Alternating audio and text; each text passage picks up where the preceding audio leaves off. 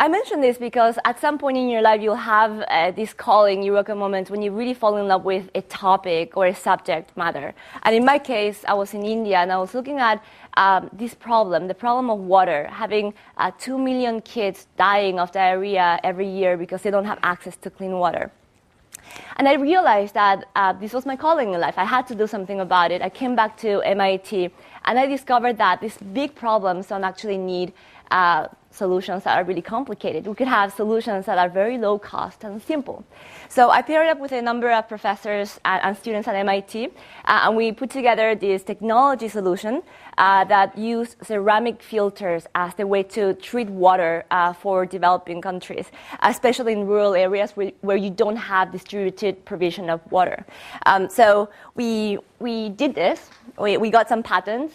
We participated in some competitions, won some money, and then we had this laboratory technology that we wanted to deploy in the field. And we're so excited about it because as MIT technologists, we thought that that was all that was needed, a technical product, and when we put it in the field, then magically all the solutions would come about. So this is how it worked.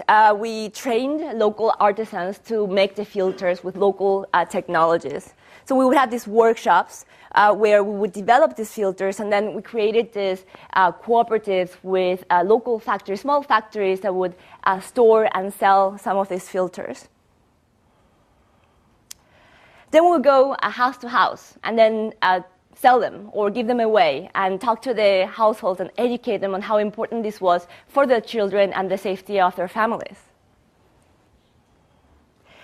We had our own improv lab in one of our offices. It was a bench where we would do testing of all the results of the treatment that we would have in the field. And then we'll go and check how they're using it. For example, it's a typical kitchen in Nicaragua. San Francisco Libre is one of the poorest towns in Latin America. It's the second poorest town in all of Latin America. So the conditions are really primitive. And then we would see them every now and then. You'd spot the filter being used or in the kitchens, and that was a really joyous moment for us. So this filter that had the ceramic component and a plastic bucket where the water was stored worked really well in the lab. The treatment efficiency in the lab was close to 95%. So we thought, wow, we got this. It's cheap, it's local materials, people know how to build it, there's no maintenance. So why wouldn't it work?